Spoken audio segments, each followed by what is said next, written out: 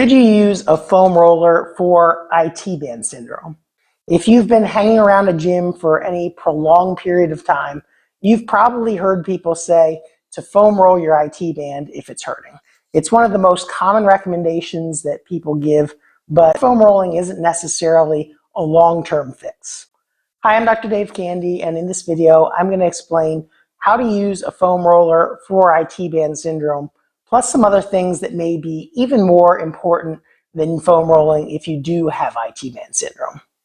So your IT band is a tendon that runs from your hip muscles down the outside of your leg and attaches on the front outside of your knee.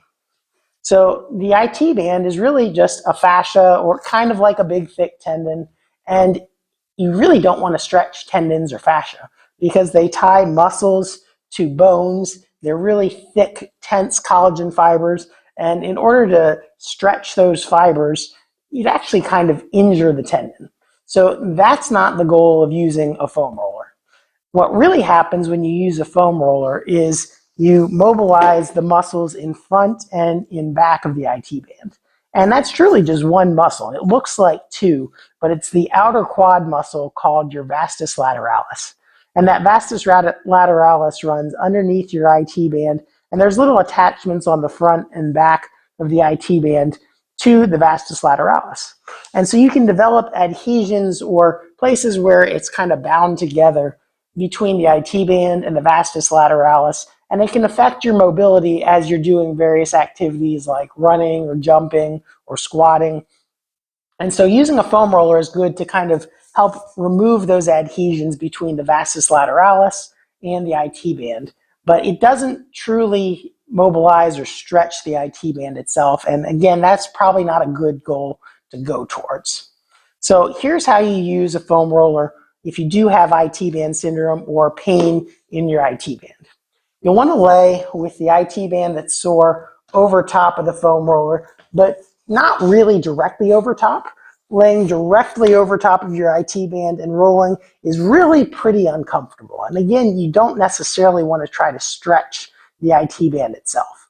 So you want to start just below the hip bone. Right here, I'm on the hip bone itself, and you want to go just below that and then roll down the quadriceps. And again, this is the vastus lateralis just behind the IT band. So I'm not on the IT band itself. It's the vastus lateralis right behind the IT band. And go back and forth for about 30 seconds or a minute. And just go back and forth behind the IT band. You want to be roughly perpendicular with the foam roller, so you're creating a 90-degree angle between your leg and the foam roller. And then you roll forward a little bit and go in front of the IT band. Again, still on the vastus lateralis, just on the part of that vastus lateralis or quadricep muscle that's in front of the IT band. And another 30 seconds or a minute on that front side. Now, sometimes rolling up above the hip bone on your piriformis or your hip muscles in the back can also be helpful. Kind of rolling like that, or you can cross like this and roll kind of on your hip rotators or piriformis. That your glute muscles, again, do attach into the IT band, and you can't stretch your IT band, but sometimes it is helpful to stretch or mobilize your gluteal muscles and release some trigger points in those muscles. So that's how you use a foam roller if you do have IT band syndrome. Now, for some reason, if you can't get down on the floor, either due to mobility issues or it hurts too much, or again, using this thing is pretty uncomfortable. If you just think it's too painful to roll on a foam roller, there are some padded ones that you can get, but in any event, it's not the most comfortable thing to do. So if you don't like that kind of feels good type of pain, you can also use a muscle massaging stick or muscle roller where you, again, massage in front of the IT band, massage behind the IT band. Even going directly over it isn't all that uncomfortable with this, although you don't necessarily need to do it. But you're not putting nearly as much force with a stick that you use in your hand as you would putting your entire body weight on a foam roller. So that's another alternative if you don't necessarily want to roll on a foam roller, or you can't get down on the floor in order to use a foam roller. Now, ultimately, you do want to do things to affect your hip muscles because those are usually more directly the root cause of IT band syndrome. Your IT band doesn't just start hurting out of the blue. It's usually because of weakness in your hips that either cause you to use your quadriceps too much, or it causes your IT band to rub over the hip or to rub over the outside of the knee, wherever it may be affected. IT band syndrome can cause outer knee pain, otherwise known as runner's knee, or it can also affect your hip. Sometimes that's referred to as trochanteric bursitis or other terms that may affect your hip. But you can have IT band syndrome either at the knee or at the hip, but neither of those are truly IT band problems.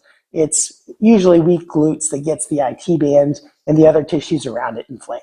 So what can you do to strengthen your glutes if you do have an IT band problem?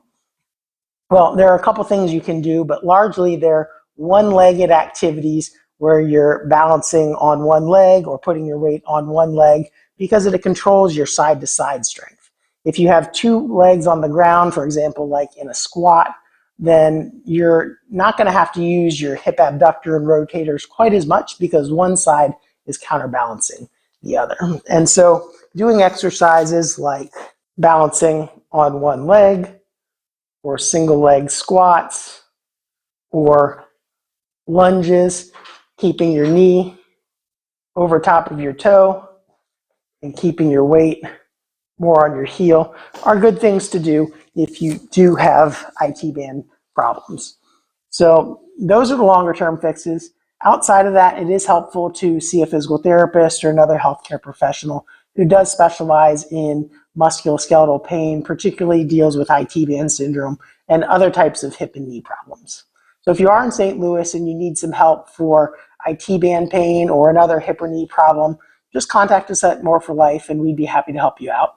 And if you're watching this from somewhere else, but you found the tips in this video helpful, give it a like and subscribe to our channel so you can get notified of our future videos. Thanks for watching and have a great day.